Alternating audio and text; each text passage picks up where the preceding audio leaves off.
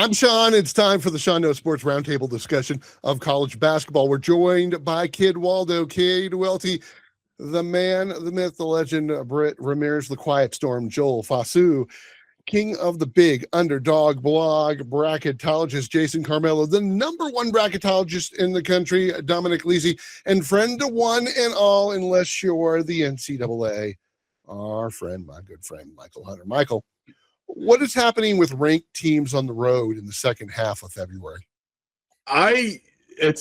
This week has been a little bit wild. I mean, road teams are supposed to struggle, honestly, but when you look at such as Tuesday night, Michigan goes on the road, gets a win at Purdue, which is great, but Nebraska goes on the road, loses to Iowa. I think Iowa is one of the most, and Cade spoke to it a couple weeks ago or last week, one of the more overinflated teams in the nation. Texas Tech goes on the road. They lose JT Toppin, but that's not really why they lost the game. They were losing that game at halftime. I think they were down by 5 or 6 when Toppin went out. So they weren't on a good road before that. Arizona State's one of the worst Power 5 teams that is just waiting out their coach so they can hit the reset button. Carolina goes to rival NC State and lose, but Caleb Wilson's obviously not playing. St. Louis losing to Rhode Island is big. I think a lot of people were heavy on the St. Louis train because everybody loves a stud mid-major team, but that's a really bad look for St. Louis. Louisville going to SMU and losing is also awful. And then Wisconsin going to Ohio State and getting blasted by 17 points just makes Wisconsin more of a question mark than they already were. I think what you're seeing is a gauntlet for these Power 5 teams. You know, all the Power 5 teams have money. They're buying the best rosters they can. Nobody's really without talent, so every game is a grind. And I think, it's the February wall. Teams are starting to hit that. The freshmen especially aren't used to this type of grind from their high school days. And, that wall is absolutely real. And I think some teams may be resting on their laurels and coasting into the tournament, or at least the conference tournament. The injury to Toppin, I think, is going to, Texas Tech's going to mail it in for the Big 12 tournament. I mean, there's no way McCaslin's going to want to put his other players at risk. He's still got one of the best backcourts in the nation, so they can still do some damage in the tournament. I wonder how many teams are coasting. I think we're going to see a few more upsets before conference tournament hits. And if you want to feel how bad the losses have been for the last couple of years, I want you to think about this. Key losses during or before the NCAA tournament in the last 10 years for Texas Tech. 2026, Toppin. 2025, Chance McMillan. 2024, Warren Washington and Darian Williams. 2019, Tariq Owens. 2018, Keenan Evans and his toe. They're just, I don't know what it is. They're just bitten by a bad case of luck. I don't know. Mike? As the current employer of Lamar Washington, was it a huge loss? I mean, Jesus. Oh, come on. Dumb. And I will say also, I think these players are just aware of all of these injuries. And I think that's part of the reason we're seeing all these road upsets. And obviously, you're still going to go hard at home. You're not going to mail it in a home game in front of all your fans. But I think these players are partially mailing it in just because they want to stay healthy. They want to be able to be all full go in the NCAA tournament. And road games are usually kind of where you take your foot off the gas a little bit. So I think that certainly kind of ties together a little bit. And I think you can also point to NIL and all these players and the transfer portal. I guess transfer portal specifically. When you have teams in the past that have played together and have chemistry for years, they know how to go into a road environment late in February and win a game. Now we have all these teams that just keep being assembled on the fly that haven't played in a February before. You're going to see more road upsets that way. Jason. Yeah, I think the prototypical example was last week when Iowa State went to TCU, right? Like, and they just weren't ready to play. And Dom, I thought you brought up a really good point of the NIL. They were not motivated to play. And like we brought up the grind. So you kind of combine those together and you can't quite see the sunlight that is the NCAA tournament quite yet, right? Kind of in the throes of February. And that's what happens. They come home and they wax Kansas and then, handle serve with Houston. It's kind of the grind of February. And right at that point, And this is the time of year when home court really does take hold. Cade Welty. I think to also piggyback off Dom about how these teams are being put together so quickly. We're seeing more and more true freshmen play. Yeah. You're seeing a lot of, because these kids are talented. Let's not get this wrong. But we're seeing a lot of teams just rely on these really young athletes to go out there into a very chaos road environment. Because at the end of the day, they're college students who are filling up these stadiums most of the time. It's not the corporate crowd. So they just want to see their team get an upset. I mean, the Arizona State game is a huge showcase of that. Because there was nobody in the regular paid seats. The Arizona State student section, loud and active. And that they dictated the energy of that game. Arizona State played with that energy. So it's also like you're seeing these upsets because these teams we don't have March Madness anymore. That's out of our picture. Let's go get us a win, because then guess what? Get sell that win to recruits into the portal so you can get more players. So then you could be the team coasting and not have to worry. So that's really my take on all that. Dom, with so many first four teams have made runs to the Sweet 16 in recent history, what team currently on the bubble do you see making a run? Is there one that could make a run if they get in? Oh, yeah, there is. And it's the team that no one wants to see in the field, and everyone's going to be mad for even suggesting that they should be in with their current record. Miami of Ohio? What? Miami of Ohio? Oh, no. I just want to see them make it, but I don't think they're going to do much when they get in. No, I'm going with Auburn for this spot. Yeah, I know. But again, you look at their overall record and you think, oh, this is a terrible team. They've almost lost as many games as they've won. But that's also because they played the number one strength of schedule in the country. They've played good teams pretty much week in and week out this season. And those are the type of teams you see making upset runs in the tournament that just have that experience. I mean, they don't have any bad losses this year. They have multiple road or neutral wins over good teams, so we know they can do it. They won at Florida. They beat St. John's pretty comfortably on a neutral field. I mean, they've also lost a ton of games versus good teams, but we know they're capable of beating them. And if they do get in, if they can just get that overall record a little bit up and their schedule finally softens out a little bit of the year, I think they could do it. And again, I'm not in love with this team. There's a reason they've lost almost as many games as they've won.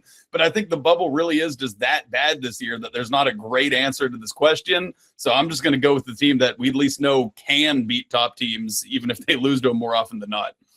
I said it last couple weeks ago. I'll say it again. Josh Hubbard putting 46 points and going, you don't leave state. You don't leave state. I mean, that right there is why and they beat Auburn. Come on.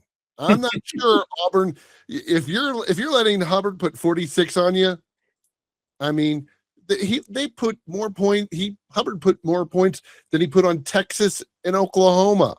I think that's just a throwback to before, just talking about these teams not being ready for road environments in February. On a neutral floor, I think they can beat some teams. Jason, what you got? Yeah, in terms of a team on the bubble, I'm going to go with Ohio State. I don't know. Ultimately, it's going to be really close. They're going to be right on the edge all the way through. They've got some tough games and challenges coming up, but I'll say this. March has traditionally been about really good experienced guard play. And if you haven't seen Bruce Thornton, treat yourself to it. A 4-year starter. He plays like a first or second team All-American. They haven't been as good enough for him to get that spot. He is one of the best college basketball players in the country. He stayed all 4 years at Ohio State. And he can single-handedly put 30 on you to keep in the game. If they can get Mobley back, a 3-point specialist, and their big guy Bynum has been coming along. Devin Royal's a wild card. If he gets around 20, they're going to win. They're always in the games. They've been really close to beating Virginia on a neutral. They lost by a basket. Carolina, they blew a 4-point lead in the last minute. They're always in the game. They're very competitive. They have a top 25 offensive team in the country. They can really shoot. They're a very dangerous team. It's just whether they can get in. They've been very close to winning a lot of big games. They haven't quite pulled it off. But if they can win a big game down the stretch, they'll get in, and people won't want to play Thornton. Joel, what you got? I agree with Jason, actually. I think Ohio State's been one of the best teams in the whole conference overall. I've raved about Bruce Thornton this whole year. I think he's NBA caliber guard. He can make his own shot. He's learning how to do it, I think, over time. But they have a chance to. I mean, if you watch that Virginia game, they were tied leaving that first half. Going into second half, they kind of slipped away towards the end because Virginia's played some great defense. They had 41 rebounds in total that whole game. And so the come up of Bynum, and then also you have Devin Royal, who's been trending into a good shooting form lately. I think Ohio State can really change some heads, and I just can't. Bruce Thornton's just been electric. He's a really great player to see down the stretch. Brother Mychal. Yeah, I don't know. I'm assuming you guys have them out right now, but I'm assuming Georgia would fall into that first four category. Georgia, the good piece is they can score. The bad part is if they score 100, they're probably giving up 98. They have a three-headed, monster in the backcourt in Blue Kane, Marcus Melander, and Jeremiah Wilkinson. All can shoot, all can get to the basket. If they get hot, that could be the team, because we always see a first four team kind of make it into the second weekend. I think if they get hot and they can shoot the ball, then Georgia can absolutely make a run out of that first four. Dominic, Lese. Oh, and just quick note on that. I actually do have Georgia in right now. I even had them in before that win at Kentucky, but barely in. And with how tight that bubble is, I don't even think they're a play-in team now. I think that win at Kentucky, they're getting a bye and they're straight into the first round at this point. So a win like that just shows how big one win can be for your bubble profile at the moment. And yeah, I think Georgia's in unless they collapse down the stretch. And yeah, I agree they can do some damage. Brett Ramirez. It's really hard. It's really hard to come out of losing your head coach, especially when they go to a high-major program. But then you look at Eric Olin at New Mexico. I really like what he's done in his first year there. They're 20-6 right now. Jason talked about how you have to have like really experienced guards in March. Then you got this dude Hall, who's a freshman, averaging 15.8, who's shooting 44% from three. He's playing like a dog. He's growing up in front of our eyes. He got four players averaging over 10 points a game. You got Bouillon, who's averaging 9.9 rebounds a game. I really like the overall continuity they have in New Mexico. I think Eric Olin's setting them up for success going forward. Last thought, Cade. I'm only saying this because the remaining schedule is so difficult. The UCLA Bruins could be a very funky team in that bubble.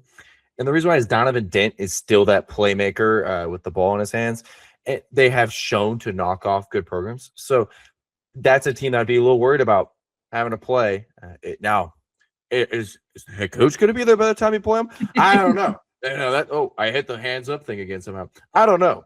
But that's why March Madness would be great if they're a bubble team are in, because I wouldn't want to play them just because they're kind of a loose cannon. You're such a loose cannon, Cade. Thanks. Jason, what teams have had the craziest NCAA tournament resumes to evaluate as we head towards Selection Sunday? Yeah, I'm going to go with Auburn and TCU. And Dom, you touched on Auburn previously, but, we're talking about an Auburn Tigers team that 2 weeks ago was 14-7 and cruising to probably a 5 or 6 seed. All of a sudden, now we take a step back. They're 14-12. They lost 5 in a row. They're 14-12. And to just kind of set scale for those of you listening with regarding to NCAA tournament seeding, if you are only 2 games over 500, you traditionally do not make the NCAA tournament. Also, the magical number for losses is 15. If you acquire 15 losses, you also don't make the NCAA tournament. So let's start doing math. They're 14-12. And yes, they've beaten at Florida, right? St. John's, Arkansas, North Carolina State. Those are tremendous wins. The problem is just the volume of losses. So if we look at it, they've got 12. They're going to lose in the SEC tournament. That's 13. They still have to go to Alabama. That's probably 14. So then that means they've got to go 4-0 against Kentucky, Oklahoma, Ole Miss, and LSU. So if they slip up in one of those games, they probably don't make the NCAA tournament. The only advantage they have, and why it's going to be a wonderfully crazy test case scenario, is they have the number one strength of schedule. The number one strength of schedule in the entire country. So that's a crazy resume. The other one quickly is TCU. TCU has lost to New Orleans and beat Iowa State. They've lost to Utah. They've beaten Florida. They've lost to Notre Dame, and they've beaten Wisconsin. So that's about as crazy as it gets. I think TCU ultimately does get in the NCAA tournament. I think they get in. as the last team to receive the bid for the Big 12. But Auburn is going to be a really fun scenario to watch because they could be in a scenario where a 17 and 15 team gets in the NCAA tournament, which has never happened before. Dominic Lese. Yeah, I think those probably would have been my top two answers. So I'm just going to throw two other ones out there that I found like pretty difficult to evaluate. First one's going to be Santa Clara out of the West Coast Conference. And really for one big reason, this one's tough to evaluate, that pesky quad 4 loss that they have.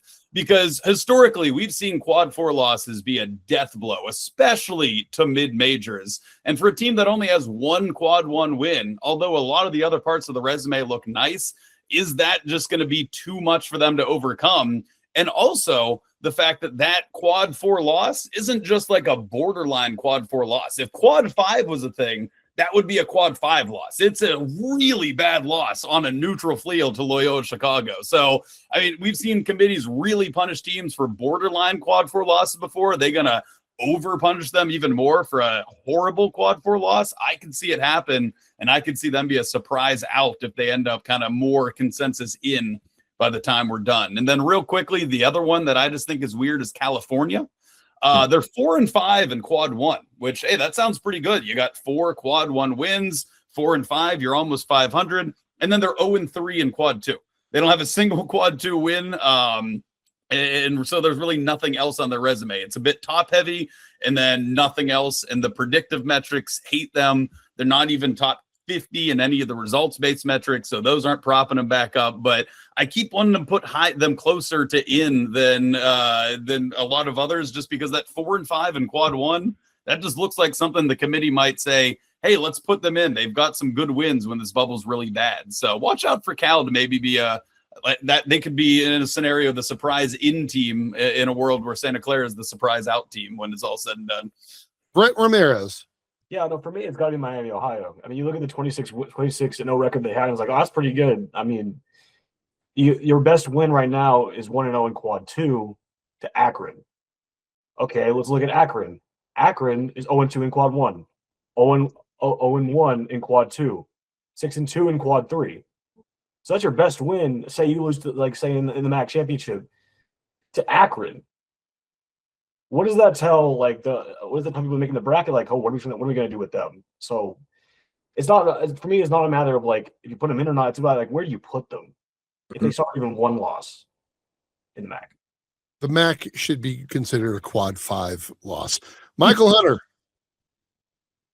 That's ridiculous, Sean. But I guess my question is for Jason and Dom.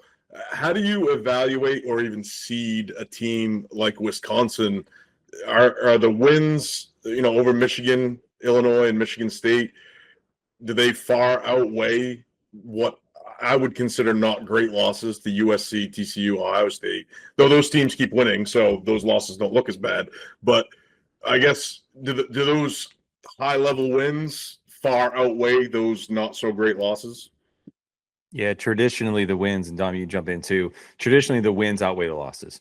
The committee has said, "Who did you beat?" And when they look at the metrics, they've been very clear that the wins above the bubble, that's kind of the new resultant-based metric. The wins above the bubble is a really important metric. Here's the other one that's really critical: non-conference strength of schedule. Mm-hmm. So teams with a non-conference strength of schedule over 250, there's 364 teams, 365 teams, over 250, they penalize you. So if you can keep that under 100 or under 150, you're usually rewarded because you can determine who you play in the non-con. And so if you quality wins and trying to play people in the non-con are the two big rewards that we typically see.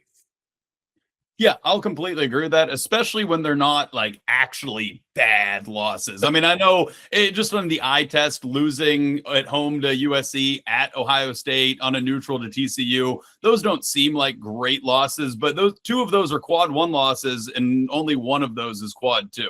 So the wins are definitely going to outweigh those. The only time that the losses really can outweigh the wins is, like I mentioned earlier, when it's a loss to Loyola Chicago. If it's a horrible quad 4 loss, something like that. But when they're just bad eye test losses that are still in the upper quadrants, the wins are going to outweigh those every time. So I'm going to flip the camera around, give it to Sean. Sean, are you in favor or against the expansion of the NCAA tournament. I know Dom's laughing, but he's going to be shocked by my answer. I'm open to expanding the tournament, but only if expansion makes the regular season and conference championships matter more, not less. I got a two-part plan. First part of my plan, any team that's already a lock for the tournament based on its resume, exempt from playing its conference tournaments. No reason elite teams should risk injuries in a format that doesn't improve their position in the field. Everyone's known. Jason said it. Dom said it. We've all said it. Thursday games mean nothing. The selection committee already ignores most games played after Thursday, and in the exception of bid thieves. So right now, conference tournaments are largely for fans and sponsors who end up getting shortchanged because top teams aren't really incentivized to win. No. Protect conference championships and conference champions, regular season, and reward sustained excellence. Second, restructure the entire path for bubble teams. Eliminate the first 4-out concept altogether instead of opening up with the Tuesday and Wednesday 16 versus 16 matchups. It's Long Island versus Radford. Are we excited about? No, nobody's excited. Barely nobody watches. Nobody cares. Give games that people care about. 4 regional pods. 4 teams. Dayton, love you, appreciate you, but there's no room for you in Dayton anymore. We're going to put 4 regional pods into 4 regions that already have existing tournaments sites, and 16 teams will go. Bubble madness.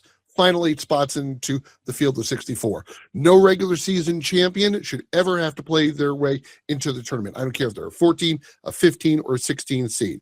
If we're going to expand, and expansion primarily are going to benefit the power conferences, then make power 4 teams earn their way in by playing each other. Make high major bubble teams head-to-head for survival. That's compelling, meaningful, raises the competitive standard.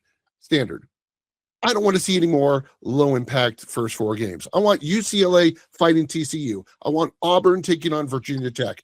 Grand Canyon, you want to take Okie State? Let's go. Only when expansion forces quality teams to battle for entry rather than watering down the field, then I'm fully on board. Dom, what you got? I should have put my hand up. I didn't want to top that. That was fantastic. What a rant. All I was going to come in and say was just something silly about how I'm pretty OCD about like the size and the numbers of these brackets and all. And I don't understand why we're going with 76. That just seems like such a dumb number to expand to. I'd be perfectly fine with 72 because then it makes everything symmetrical. Now you got 4 16 seed play-in games. All the 16s are play-ins, and then you got 4 normal play-in games for the last at-large spots. That makes sense to me. That just feels right in my brain to me. So I'd be fine with 4 more, especially because every single year I feel like there's a team in the first 4 out where the committee just screwed up and should have put in. So now those teams would make it in. But then you're looking at the teams that I've had in my next 4 out the last few years, and they're just really bad teams there. We expanded by 8. Now the bubble is just gross, and you're just struggling to really find anyone that should even be close to it. So, yeah, I'm fine with expanding by 4 to 72. I'd actually be in favor of that, controversially enough, but 76, that just seems stupid. Michael Hunter. Yeah, I'm really looking forward to listening to Jason McIntyre tell me about the 77th best team in the nation that should be in. But, the only thing I caution is the illusion of trying is better than admitting that you're doing load management. Like, you don't want to be the NBA and tell the fans, hey, we're just going to mail it in. Thanks for buying your tickets. Our guys are going to be in street clothes. So you somehow have to avoid that.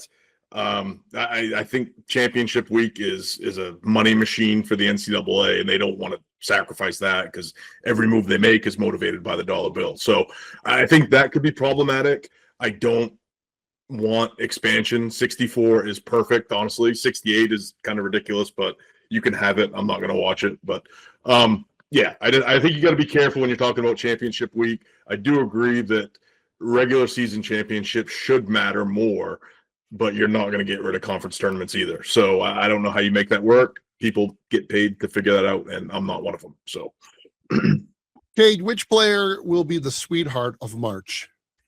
Oh, my sweetheart. My sweetheart. It's going to be Nick Boyd from Wisconsin.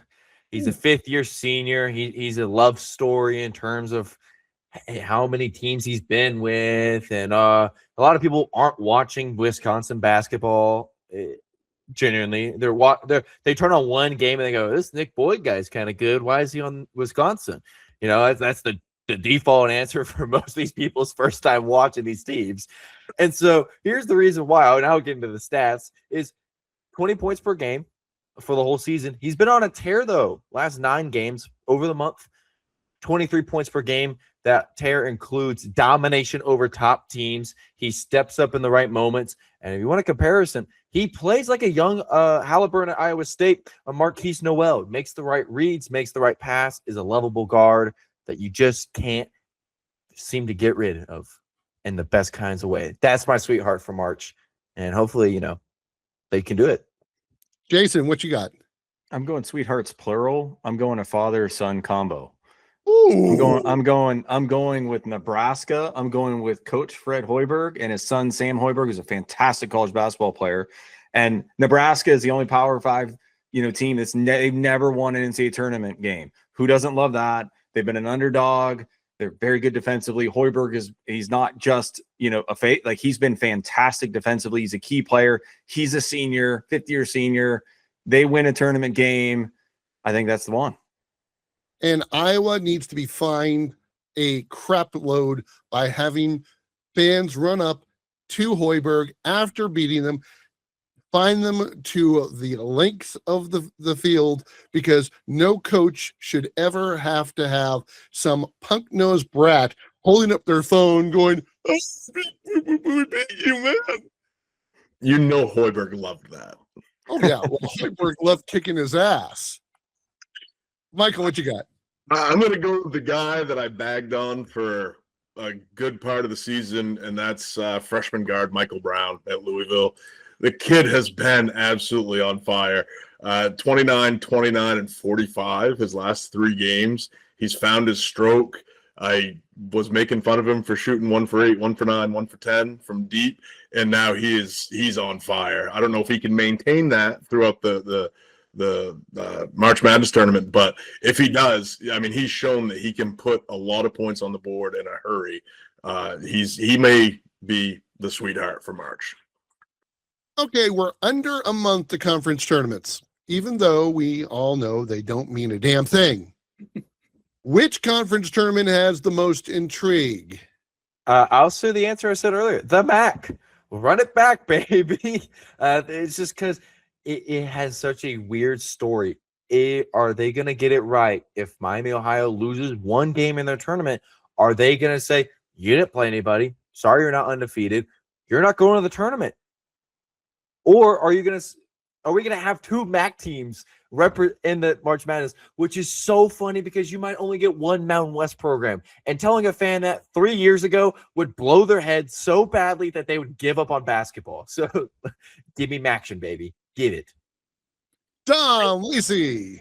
And I'll transition from what you just said right there with the Mountain West. There's a good chance the Mountain West only does get 1 team in this year with Utah State, but I still think there's a lot of talented teams in the Mountain West that have kind of just underperformed this year. So I'm excited for that one just because it probably has the biggest chance of a bid thief of any conference out there by far. That's probably the only one I would say it's like a strong favorite that there will be a bid thief. I think Boise State could put it together. New Mexico, who is on the bubble, could put it together. San Diego State is always there. It's just going to be a bunch of fun, competitive games, and those teams are likely going to be competing for a spot. And it's also going to have a lot of intrigue for fans of bubble teams and power conferences because they all need to be Utah State fans to avoid that bid thief that might push their team out. Brett Ramirez. The Bulldogs' reign of terror is over. The MVC is getting open. I love Belmont. I love the team. I talked about them so much on Twitter. I love Lundblay. I love what they're doing out there. Bradley is looking really good right now. UIC has resurged. I love what Eson's doing right now. Murray State, a lot of people try to talk about them in the middle of the season. They just had a really close game with Belmont. Belmont absolutely put the brakes on them in the second half of that game. A lot of people talk about Illinois State to start the season. Ryan Pino had a really good team. They had a really tough start to the year. UNI, Valpo, Drake. But I'm really excited to see what Arch Madness has this year, especially because Belmont, they're the favorites, but I could definitely see UIC or Bradley or Murray State taking this league. Final thoughts. Dom Lese. No, I guess my final thoughts are just it's almost March. It's almost the best month of the year. It's almost time to fill out our brackets. And these next few weeks are probably some of the most underrated weeks of college basketball we have coming up. I know all the casual fans really tend to get in it once the tournament starts, but get into it now. Start paying attention to these bubble teams and how big these games are down the stretch for making the tournament, for seeding, and then conference tournaments themselves. I know we've said 1,000 times conference tournaments don't matter, but watch the mid-major conference tournaments because those matter so much for them, where it pretty much has to be you win and you're in, lose and you're out, even if you were by far the best team all year in that conference. Fair or not, that's how it works, and it makes those games just so much fun to watch. So, yeah, watch those games and you'll re-fall in love with college basketball. Final thoughts, Jason Carmello. This is the time of desperation, right? These last 5 games, this is where you see senior leaders, the light bulb comes on that they don't get to play next year. Well, unless the NCAA lets them.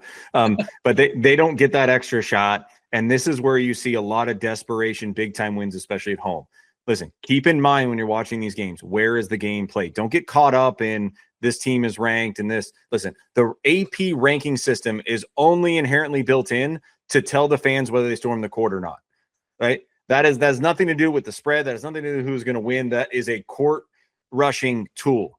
So keep an eye on where is the game being played and not just the Associated Press number next to him. Brett Ramirez. Appreciate who you have on your team right now. Because if you have a hero in March, hero in February, in the tournament, they could be out the door in a second. Appreciate who you have on your team right now, who's coaching your team, and love college basketball. That's all. Joel Fosu. Get prepared for March. It's going to be a long March ahead, but enjoy it at the same time. I think we all seen all of our hometown teams or teams that we love go up and down, and then we say, oh, we're almost there, but enjoy it. Enjoy your favorite players. Enjoy the players that you haven't watched this season as well. I saw one player I didn't get to mention, I forgot to mention, was MJ Collins Jr. from Utah State. Really good player, really good guard. Plays a lot of high-level offense. So enjoy March. Kid Wonder, Cade Welty. For you casual fans, don't look at Darren Peterson in the tournament and think he was doing this the whole season. I don't want to see those takes on Twitter, because it will annoy me. And one other thing, don't trust Nebraska. Don't do it. Don't do it to yourself. It's okay. It's okay. I understand. I'm here for you. I'm gonna screw up too in my bracket. Everybody's bracket's gonna get busted. You're not winning the $1 billion. Mychal Hunter, you got the last word. Yeah, I was with Cade last week on Iowa. I'm not sure I'm buying that Nebraska take, but I'm gonna piggyback off Jason and say, these last 5 games and heading into the conference tournament, don't write off the teams that may fall short in their conference tournament. First round exits, for instance. I think we've established that teams aren't really playing their hardest. Coaches aren't really coaching their hardest. I think if you're safely in the tournament, you're more interested in resting your players than you are winning a conference title. So, we've seen teams lose early in their conference tournaments and then come back and make an Elite 8 run. Make sure you're evaluating their entire body of work before we go into March, not what they did the last 4 games of the season and the first round of their conference tournaments. It's the best basketball voices you've never heard of, but you really should follow. Cade Welty, Brett Ramirez, Joel Fosu, Jason Carmello, Dominic Lese, and my brother from another mother, Mychal Hunter. I'm Sean, and as always, Sean knows sports. He knows ball. I know. And track. Yeah. Sean knows sports. You really do. I didn't know that.